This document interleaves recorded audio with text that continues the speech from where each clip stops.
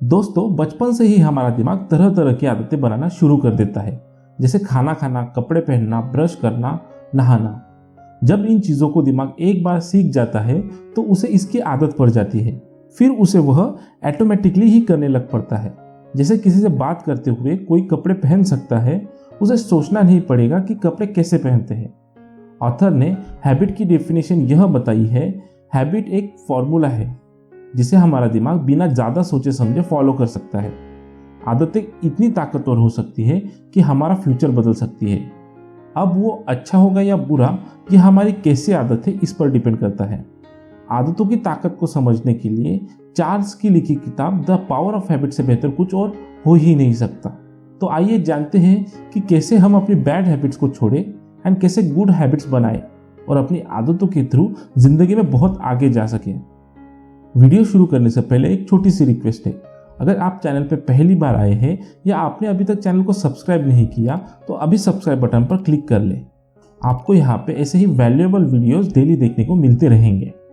तो चलिए बिना समय गवाए जानते हैं इस बुक का पहला चैप्टर, जो कि है हैबिट लूप। इस चैप्टर में बताया गया है कि हमें कोई भी आदत कैसे लग जाती है। इसके लिए हमें हैबिट लूप समझना पड़ेगा।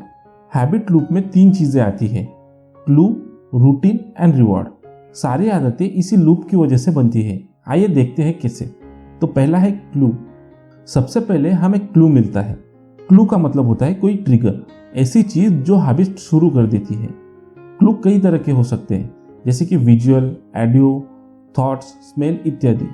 अगर कोई आदमी सिगरेट पीता है तो सिगरेट का फोटो देखकर उसे क्लू मिलता है। यह देखकर वह भी सिगरेट पीना शुरू कर सकता है। तो इस तरह वह फोटो विजुअल क्लू हुआ। इसी तरह अगर वह रेडियो पर सिगरेट का डिस्कशन सुनता है तब भी वह सिगरेट पीना शुरू कर देगा, क्योंकि उसे ऑडिबल क्लू मिलता है। ऐसे ही अगर अकेले बैठे हो और सिगरेट के विचार आ जाए तो वे भी उसके लिए क्लू बन जाते हैं। दोस्तों की कंपनी भी क्लू का काम कर सकती है, क्योंकि दोस्त जब सिगरेट पीने की बात करने लगते हैं तो दूसरा आदमी भी पीने के लिए रेडी हो जाता है। दूसरा है रूटीन। क्लू मिल जाने के बाद शुरू होती है हैबिट की दूसरी स्टेज, जिसे रूटीन कहते हैं। क्लू तो सिर्फ सिग्नल की तरह होता है, लेकिन जब आदमी हैबिट को प्रक्रिया करने लगता है उसी को रूटीन कहते हैं। जैसे सिगरेट जलाने और कश लेने की प्रक्रिया रूटीन हुई। तीसरा है रिवॉर्ड। हैबिट की तीसरी स्टेज है रिवॉर्ड, यानी कि इनाम। जब भी हम किसी हैबिट को पूरा करते हैं तो हमें तरह तरह के रिवॉर्ड मिलते हैं। बुरी आदतों से ब्रेन में डोपामाइन रिलीज होता है, जिससे आदमी को खुशी का एहसास होता है। लेकिन कुछ अच्छी चीजें करने पर भी जब दूसरे लोग हमारी तारीफ करते हैं या बधाई देते हैं तो भी ब्रेन में डोपामाइन रिलीज होता है और उससे भी हमें गर्व या खुशी महसूस होती है। उसे भी दिमाग रिवॉर्ड की तरह ही लेता है। तो दोस्तों, यही हैबिट लूप और इसी लूप में बनकर आदमी सारे काम करते हैं। Chapter 2, craving. दोस्तों, जब हमें किसी चीज की हैबिट हो जाती है तो फिर हम उसे बिना सोचे समझे करने लगते हैं, मानो वह काम ऑटोमेटिक हो रहा हो। जैसे जब हम बाइसिकल चलाना या स्विमिंग करना सीख जाते हैं तो फिर आंखें बंद करके भी उस काम को कर सकते हैं। बैड हैबिट्स में भी ऐसा ही होता है। स्मोकिंग या अल्कोहल की आदत पड़ने पर आदमी बार बार उसे करने लगता है। उसका एक ब्रेन कहता है कि छोड़ दो, फिर भी वो आसानी से छोड़ नहीं पाता। उसे पता ही नहीं चलता कि कब उसने सिगरेट पी ली या अल्कोहल की बोतल खाली कर दी। इसका कारण है क्रेविंग। जब कोई शराबी शराब नहीं पी रहा होता है तो उसके दिमाग में क्रेविंग शुरू हो जाती है। दिमाग सोचता है कि फिर से रिवॉर्ड कैसे मिले ताकि वो खुशी महसूस कर सके। इसलिए वह उस शराब को क्रेविंग की स्ट्रॉन्ग डिजायर दे देता है, जिस पर उसका कंट्रोल नहीं चलता। फिर वह आदमी हैबिट की रूटीन शुरू कर देता है। अगर अल्कोहल की फोटो या एड देखे तो भी ट्रिगर या क्लू मिल जाता है। तो इस तरह से हैबिट लूप फिर से शुरू हो जाता है। आइए एक एग्जाम्पल देखते हैं जिसमें क्रेविंग का इस्तेमाल प्रोडक्ट बेचने के लिए किया गया था। वो प्रोडक्ट था पेप्सोडेंट। पेप्सोडेंट तो आपने सुना ही होगा, जो कि एक टूथपेस्ट है। इसके सफलता के पीछे क्लाउड हॉपकिंस का हाथ था। उन्होंने देखा कि लोगों को ब्रश करने के बाद पेप्सोडेंट का टैंगली टेस्ट अच्छा लगता था। उन्होंने एड में इसी का इस्तेमाल किया। इससे लोगों को भी क्लू मिला और टैंगली टेस्ट की क्रेविंग भी होने लगी। इसलिए वे बार बार पेप्सोडेंट खरीदते रहे ताकि उन्हें ब्रश करने के बाद मुंह में टैंगली टेस्ट फील होता रहे। उन्हें इसकी क्रेविंग होने लगती थी। तो देखा दोस्तों, किस तरह हैबिट के इस साइकोलॉजी इफेक्ट को मार्केटिंग में भी इन इंटेलिजेंट लोगों ने इस्तेमाल किया, जिससे उनके प्रोडक्ट की सेल लाखों गुना बढ़ गई। इसके बाद मैक्सिमम एडवर्टाइजमेंट में इन प्रिंसिपल को यूज किया जाता है। हमें इन प्रोडक्ट्स की हैबिट्स लगा दी जाती है। इसका मतलब यह हुआ कि हैबिट में एक स्टेज ऐसी आती है जब सिर्फ क्लू देखकर ही हमारा ब्रेन की एक्टिविटी बढ़ जाती है। यह एक्टिविटी क्रेविंग के कारण होती है। एक शराबी अगर टीवी पर किसी को शराब पीते देख ले तो उसमें जबरदस्त क्रेविंग बढ़ जाती है। इस एग्जाम्पल से ही हैबिट्स के एडिक्टिंग नेचर का पता चलता है। Chapter 3 replace bad habits with good ones. दोस्तों, ऊपर के चैप्टर्स में हमें हैबिट्स लूप और क्रेविंग के बारे में पता चल चुका है। इस चैप्टर में बताया गया है कि हम अपनी बुरी आदतों को कैसे छोड़ सकते हैं। इसके लिए एक गोल्डन रूल याद रखिए, आदतें रिप्लेस की जा सकती है।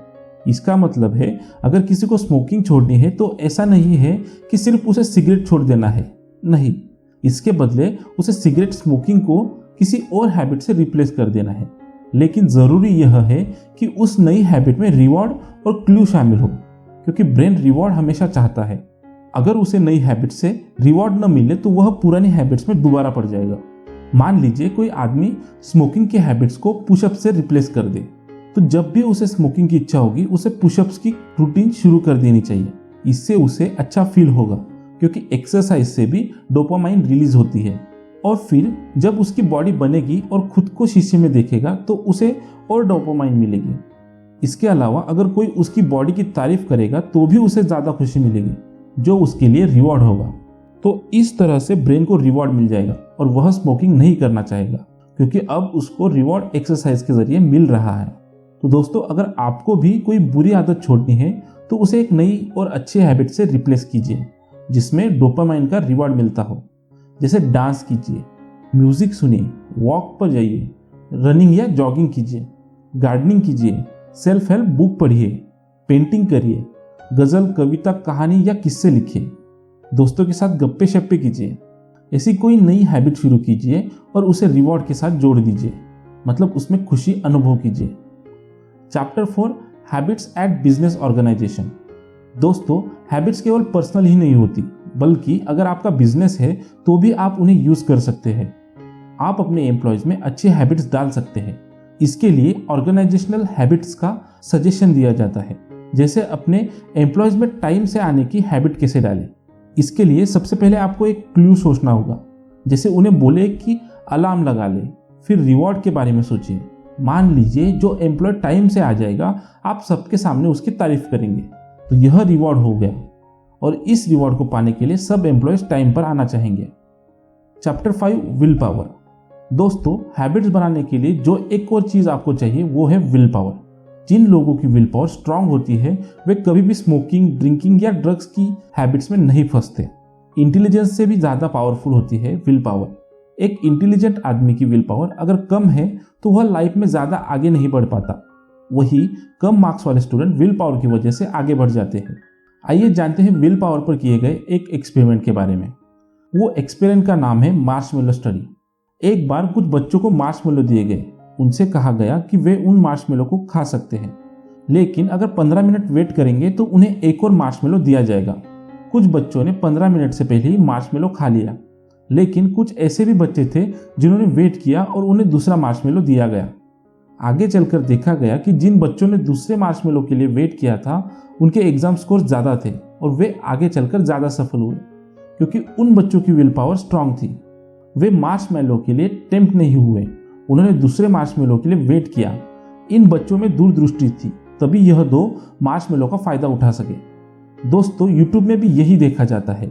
जो नए यूट्यूबर होते हैं वे 3-6 महीनों में ही पैसा अर्न करना चाहते हैं। अगर पैसा ना मिले तो वे फ्रस्ट्रेटेड होकर यूट्यूब छोड़ देते हैं, जबकि जिनकी विल पावर स्ट्रांग होती है वे बिना रिवार्ड के भी जुटे रहते हैं, 1-2 साल तक लगे रहते हैं और अंत में उनका चैनल सफल हो जाता है। फिर वे सारी जिंदगी कमाते रहते हैं। तो इस तरह आप भी विल पावर बढ़ाइए। शॉर्ट टर्म रिवॉर्ड के चक्कर में न पड़े, बल्कि लॉन्ग टर्म का सोचे। आपको अपने गोल हासिल करने में सफलता जरूर मिलेगी। Chapter 6 organizational habit. इस चैप्टर में ऑर्गेनाइजेशनल या इंस्ट्रक्शन में हैबिट्स या रूटीन का महत्व समझाया गया है। किसी भी कंपनी को हम एक बैटलफील्ड की तरह मान लेते हैं, क्योंकि बहुत से डिपार्टमेंट होते हैं, फिर उनके हेड होते हैं और उनके अंडर बाकी एम्प्लॉयज काम करते हैं। हर कोई अपनी प्रेस्टीज और पावर के लिए काम कर रहा होता है। इससे कई बार कॉन्फ्लिक्ट पैदा हो जाते हैं क्योंकि रूटीन पता नहीं होती। अगर पहले ही सबके काम स्टेप बाय स्टेप निश्चित कर दिए जाए तो किसी को भी कन्फ्यूजन ही नहीं होगा और हर कोई अपना काम करता रहेगा। लेकिन कई बार कुछ लोग कहते हैं कि ये तो उस डिपार्टमेंट का काम है, लेकिन दूसरा कहता है कि ये दूसरे का है। इसलिए रूटीन या हैबिट बनानी चाहिए जिससे सबका काम स्मूथली चले। इसके साथ ही एम्प्लॉयज़ को फ्री हैंड और ज़्यादा पावर्स देनी चाहिए, इससे वे जल्दी सीख जाते हैं। लेकिन हर चीज़ को माइक्रो मैनेज किया जाए तो वे ऐसी रूटीन से हेट करते हैं। एम्प्लॉयज़ को कुछ डिसीजन लेने की आज़ादी दीजिए, हर चीज़ में अपनी टांग मत अड़ाइए, तभी एम्प्लॉयज़ उन हैबिट्स या रूटीन को ठीक से फॉलो करेंगे और आपका बिजनेस या कंपनी या कोई भी ऑर्गेनाइजेशन टारगेट पाने में सफल होगी। Chapter 7 consumer habit. दोस्तों, कंपनीज अपना प्रोडक्ट बेचने के लिए कंज्यूमर बिहेवियर का इस्तेमाल करती है। यह पाया गया है कि ग्राहकों में सामान खरीदने की भी आदत होती है। जैसे आप सब्जी लेते हैं तो आपको धनिया फ्री में लेने की आदत हो गई होती है। जो सब्जी वाला धनिया नहीं देगा आप उससे दोबारा सब्जी नहीं लेंगे, बल्कि उससे लेंगे जो फ्री धनिया देगा। ऐसे ही बहुत से एग्जाम्पल देखने को मिलते हैं। लोगों को कोको कोला या थम्स अप पीने की आदत लग चुकी है। अब उन्हें कितना भी बताया जाए कि इसमें न्यूट्रिएंट नहीं है, वे पीना बंद नहीं करते। कोई कंपनी बार बार प्रोडक्ट्स को क्यों एडवर्टाइज करती है? ताकि आपके दिमाग को यह सिग्नल मिल जाए जिससे आप उस प्रोडक्ट को खरीदते रहेंगे। कंज्यूमर बिहेवियर या साइकोलॉजी अपने आप में ही एक साइंस की ब्रांच है जो इकोनॉमी को काफ़ी प्रभावित करती है। अगर आपको अपना बिजनेस लगाना है या प्रोडक्ट बेचना है तो साइकोलॉजी भी समझनी चाहिए, इससे आपका बिजनेस सक्सेसफुल हो जाएगा। Chapter 8 personal habits. बहुत से लोगों में पर्सनल हैबिट्स होती है जिनके कारण वे सोसाइटी में सक्सेसफुल होते हैं। ऐसी कुछ हैबिट्स है जैसे दोस्ती करना, खुश रहना, दूसरों की हेल्प करना, जल्दी उठना, एक्सरसाइज करना। तो दोस्तों, कुछ लोगों में हैबिट्स नेचुरल होती है। जैसे कुछ लोग स्वभाव से ही एक्सट्रोवर्ट होते हैं, वे बहुत खुले दिल के होते हैं और जल्दी दूसरों से घुल मिल जाते हैं, वे जल्दी से दोस्त भी बना लेते हैं। कुछ लोग इंट्रोवर्ट होते हैं, वे शाय होते हैं और जल्दी किसी को दोस्त नहीं बनाते। इंट्रोवर्ट होना बुरी बात नहीं है, बहुत से जीनियस इंट्रोवर्ट होते हैं, लेकिन कई बार आपको नए कनेक्शन बनाने की जरूरत होती है। इसके लिए आपको लोगों से बात करनी पड़ती है, परंतु आप इस तरह की पर्सनल हैबिट भी सीख सकते हैं। बस यह सोचे कि दोस्ती करने से मुझे यह फायदा होगा या ये रिवॉर्ड मिल सकता है। ऐसे ही आपको कोई भी आदत बनानी है तो उसे रिवॉर्ड से लिंक कर ले। जैसे सुबह अगर एक्सरसाइज करनी है तो कपड़े और बैग शाम को ही सामने रख ले, उन्हें देखकर दिमाग को एक्सरसाइज का सिग्नल मिल जाएगा। Chapter 9 quit bad habits. दोस्तों, हर किसी को कभी ना कभी कोई बुरी आदत लग जाती है। कुछ उसे छुटकारा पा लेते हैं और कुछ सारी जिंदगी स्ट्रगल करते रहते हैं। बुरी आदत को रिप्लेस करने का तरीका हमने पहले वाले चैप्टर में देखा है। एक और तरीका है कि बुरी आदत को पेन से जोड़ ले। अल्कोहल की आदत है तो यह सोचे कि लीवर खराब होगा, कैंसर हो जाएगा, हॉस्पिटल का बिल भरना पड़ेगा, मतलब लाइफ पेन ही पेन से भर जाएगी। फिर फैमिली मेंबर और फ्रेंड्स को बोले कि आपको मदद करे, इस सफर में आपका साथ दे, क्योंकि विड्रॉल सिम्टम्स के दौरान आदमी बहुत गुस्सा करता है, चिड़चिड़ा हो जाता है, सिर दर्द, इंसोमिनिया इत्यादि होने लगते हैं। ऐसे में परिवार का उन्हें समझना और उनकी मदद करना बहुत जरूरी है। इसके बाद आप बुरी आदत को क्लू से रिप्लेस करने की सोचें। फैमिली मेंबर्स को आपको नई आदत के बारे में क्लू देते रहेंगे, वे आपको याद दिलाते रहेंगे। इससे आपको नई आदत डालने में आसानी होगी। जैसे रोज आधा घंटा घूमने जा सकते हैं या स्विमिंग करने, जो भी आपको अच्छा लगे। इस तरह पेन और प्लेजर का बैलेंस बिठाकर आप अपनी जिंदगी को बैलेंस कर सकते हैं तथा एक खुशी और सफलता से भरी जिंदगी जी सकते हैं। उम्मीद है आपको the power of habit book summary अच्छी लगी होगी। आपको कौन सा पार्ट सबसे अच्छा लगा हमें कमेंट करके जरूर बताएं। वीडियो पसंद आया तो वीडियो को लाइक एंड अपने फैमिली एंड फ्रेंड्स के साथ जरूर शेयर करें। आपने अभी तक चैनल को सब्सक्राइब नहीं किया तो अभी सब्सक्राइब कर ले और बेल नोटिफिकेशन भी ऑन कर लीजिएगा ताकि आने वाली वीडियोस आप मिस ना कर पाओ। तो चलिए मिलते हैं कल एक और इंटरेस्टिंग वीडियो के साथ। आपका अपना कीमती समय देने के लिए धन्यवाद।